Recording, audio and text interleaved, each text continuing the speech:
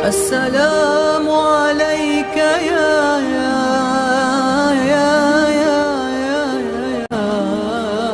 خير الأنام. Assalamualaikum warahmatullahi wabarakatuh. Alhamdulillahirrahmani arsala bilhuda wa dini haqqin mustafahu ahmada. Allahumma salli wa sallim ala sayyidina Muhammadin salatan taghfiru biha jami'ad dhunub wa ala alihi wa sahbihi wa tabi'ina wa man hadihi muqtada. Asyhadu an la ilaha illallah wa asyhadu anna sayyidana Muhammadan sallallahu alaihi wa alihi wa sahbihi wa sallama la nabiyya ba'dah. Amma ba'd, ikhwan hafizakumullah wa ra'akum. Di bulan Ramadan ini tidak hanya mengenai berpuasa saja atau bersolat tarawih, akan tetapi ada satu amalan yang luar biasa yang disediakan oleh Allah Subhanahu wa taala berkah dari permohonan dari Nabi Muhammad sallallahu alaihi wasallam. Nabi Muhammad sallallahu alaihi wasallam sebagai nabi kita sangat memperhatikan bagaimana agar umatnya yang lemah ini bisa mendapatkan pahala yang besar di sisi Allah Subhanahu wa taala. Satu ketika Rasul sallallahu alaihi wasallam mengetahui bahwa umur dan usia dari umatnya tidaklah sepanjang umat-umat yang terdahulu. Seperti kita ketahui bahwa umat Nabi Nuh, umat Nabi Adam dan lain sebagainya, umat-umat terdahulu banyak yang berusia hingga 1000 tahun. Akan tetapi umat Nabi Muhammad SAW usia mereka rata-rata antara 60 sampai 70 tahun.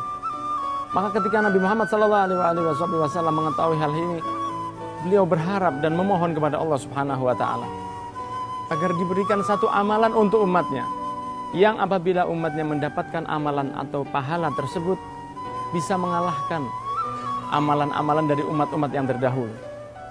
Maka dikabulkanlah doa dari kekasih Allah Subhanahu wa taala ini dengan hadiah diberikannya kita malam Lailatul Qadar.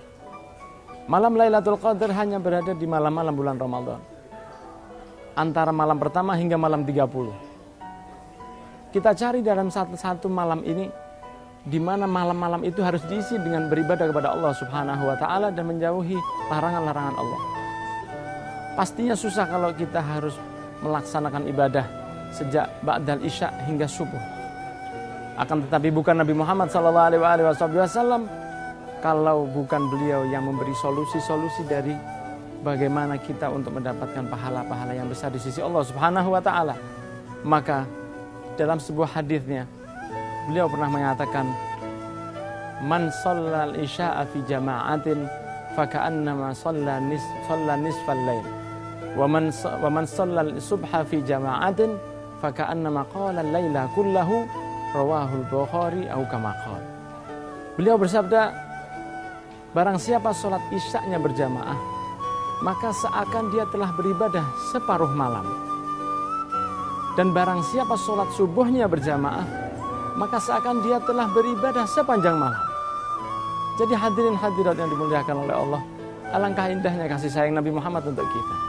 Seseorang yang sholat subuh dan sholat isya'nya berjamaah di satu malam, maka dia tercatat minimal daripada beribadah kepada Allah sepanjang malam.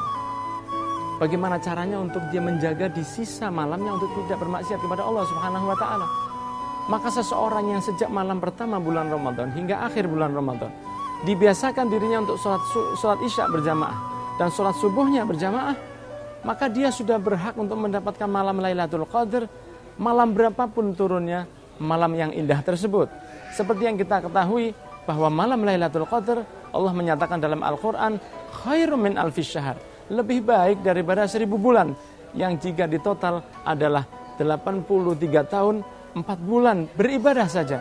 Maka hadirin-hadirin yang dimuliakan oleh Allah, jangan sia-siakan satu kesempatan yang indah yang diberikan oleh Allah melalui Nabi besar Muhammad sallallahu alaihi wasallam.